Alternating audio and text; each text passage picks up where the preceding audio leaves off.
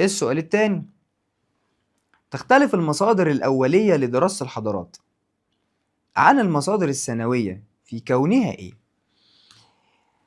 اللي بيجي الأول هو اللي بتسأل عليه، يبقى كأن الراجل بيقول لك إيه اللي موجود في المصدر الأولي مش موجود في المصدر الثانوي.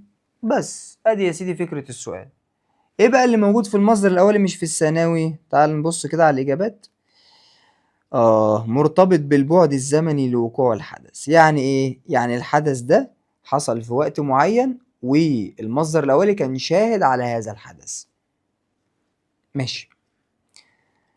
جايب لحضرتك سؤال وبيقول لك: يرجع تنوع المصادر الأولية للحضارة المصرية. هي ليه حضارتنا مليانة مصادر؟ والله حضارتنا مليانة مصادر لأن كان عندنا صناع بتشتغل وبتنتج وبتطلع لك إنتاج كبير جدا. يبقى مهارة المصري الإيه؟ القديم. السؤال اللي بعده بيقول لك: تنتمي الصورة المقابلة للحضارة المصرية القديمة ويمكن الاستفادة منها عند دراسة إيه؟ والله يا جماعة أنا الصورة اللي موجودة قدامي هنا عبارة عن صلاية الملك نعرمة. طب أنا ممكن أستفيد منها إيه؟ أنا شايف صورة الملك أهو وهو يضرب الأعداء، وصورة للجنود خلف الملك، وأشكال للأسلحة، وصور زخرفية ورمزية. زراعة لأ، كتابة لأ، عمارة لأ، يبقى أسلحة عشان هو بيضرب الأعداء. في السؤال اللي بعده يقول لي سيادتك: حدد أي من مصادر دراسة الحضارات التالية يعد حجر الأساس في دراسة أقدم الأحداث السياسية للتاريخ المصري القديم. عايز حاجة هنا بتعبر عن أقدم الأحداث في التاريخ المصري القديم. طيب إيه أكتر حاجة بتعبر عن أقدم الأحداث؟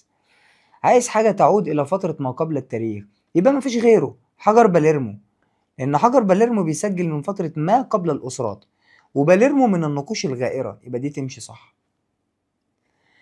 28 يقول لك: حدد أي من مصادر دراسة الحضارات التالية سمة مميزة تقتصر على الحضارات الغربية القديمة. عايز حاجة في الحضارة الغربية القديمة بس. احنا قلنا قبل كده يا جماعة اللي موجود في الحضارة الغربية ومش موجود في غيرها كتابات الفلاسفة: سقراط، أفلاطون، أرسطو. الصورة اللي قدامك بتمثل بعض مصادر دراسة التاريخ ويمكن وصفها جميعا بأنها: دي أهرامات الجيزة، معبد أبو سمبل، نقود ومسقوقات. كلها عبارة عن إيه؟ مصادر إيه؟ مصادر أولية. طالما مصادر أولية يبقى لازم ناخدها أكثر مصداقية للبحث التاريخي. ما ينفعش تاخدها مراجع يا ولا ما تتخدعش.